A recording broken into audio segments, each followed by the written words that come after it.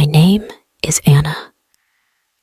I moved to a small village 2 years ago with my husband, Max. We wanted to live closer to nature. There is fresh air, a river, and a beautiful forest nearby. It's peaceful here, and we love it. We plan to have children soon, and we think this is the best place for them to grow up. We met our neighbors soon after moving. Their names are John and Lisa. They are the same age as us, and they don't have kids either. We started doing things together. We go on picnics, and sometimes we look for mushrooms in the forest. Life was simple, and everything was great. John works far away. He has to leave for weeks, or even months for his job. Lisa often feels lonely when John is away. She started asking for help with different things around the house. Max and I always try to help her. I noticed that she started asking Max for help more and more. She would ask him to fix something in her house or help her with the garden. At first, I didn't think anything of it. Max is always kind, and I trust him. But then, I saw something strange. Lisa started wearing different clothes when Max was around. Instead of normal house clothes, she wore fancy dresses, and she always smiled at Max in a way I didn't like. I tried not to worry, but deep down, I felt uneasy.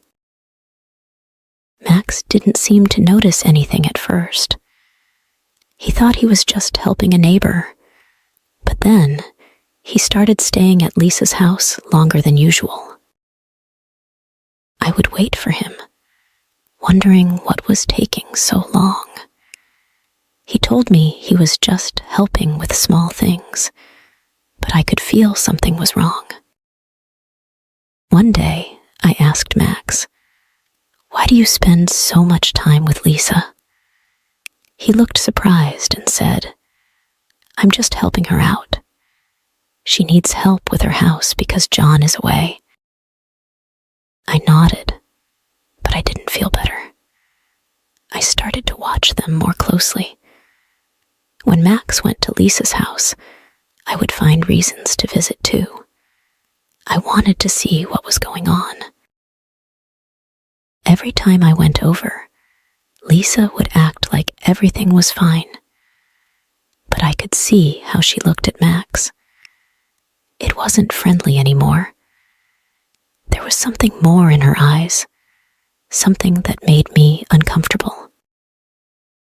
One evening, Max came home late again. I asked him why he was late. He told me he was helping Lisa fix her car. I didn't believe him. I didn't say anything, but I knew something was going on. I couldn't stop thinking about it. I started dreaming about Lisa. In my dreams, she would try to take Max away from me. I woke up feeling angry and scared. I knew I had to talk to Max again, but I didn't know how to start. One day, I saw Max and Lisa talking outside. They were standing too close, and Lisa was laughing. My heart started beating fast. I couldn't take it anymore.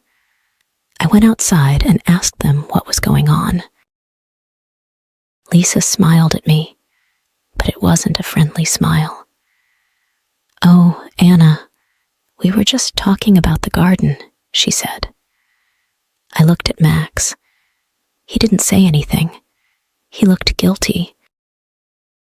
That night, I told Max how I felt. I told him I didn't like the way Lisa was behaving, and I didn't like how much time he spent with her. Max was quiet for a while.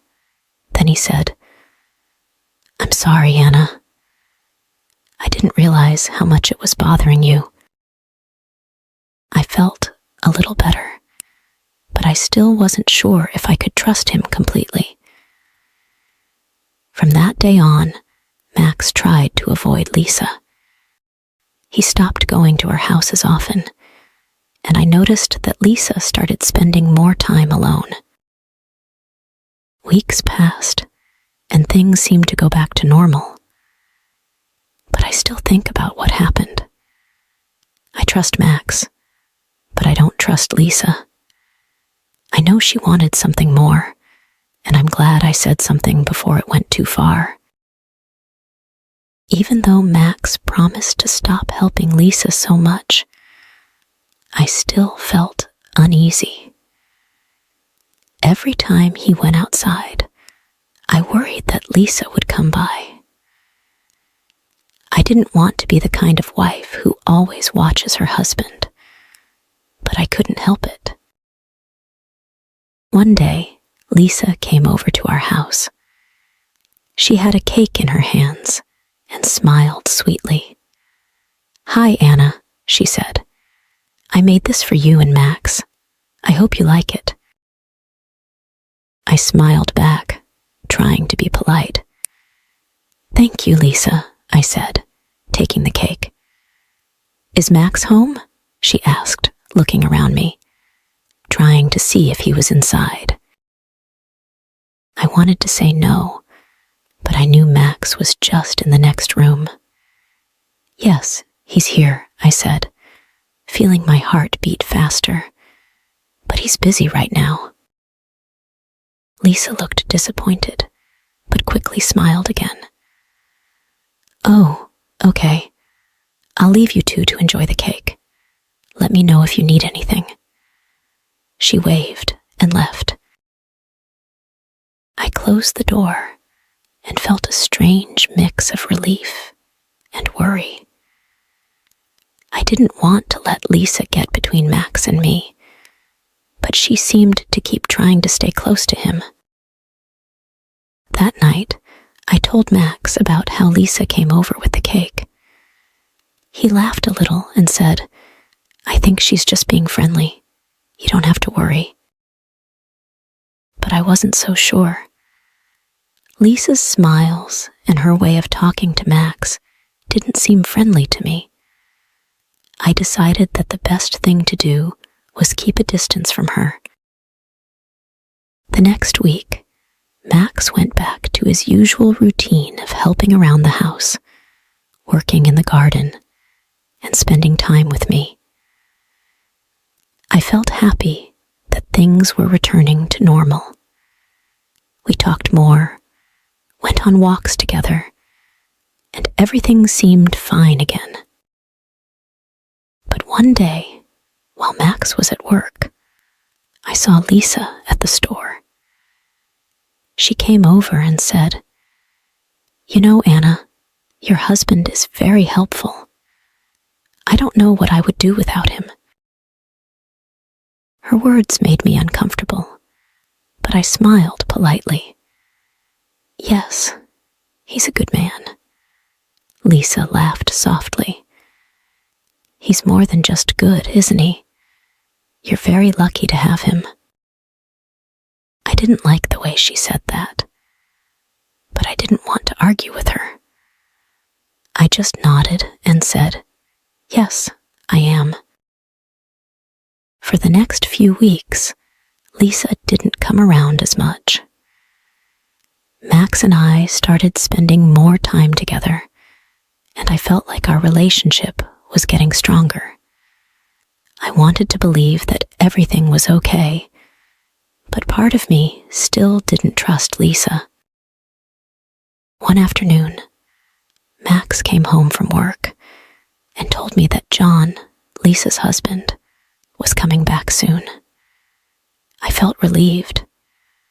I hoped that once John was back, Lisa would stop trying to get close to Max. When John returned, everything seemed to change. Lisa stopped asking for Max's help, and we didn't see her much anymore. I felt a huge weight lift off my shoulders. It seemed like the problem had solved itself. Max and I continued to enjoy our life in the village.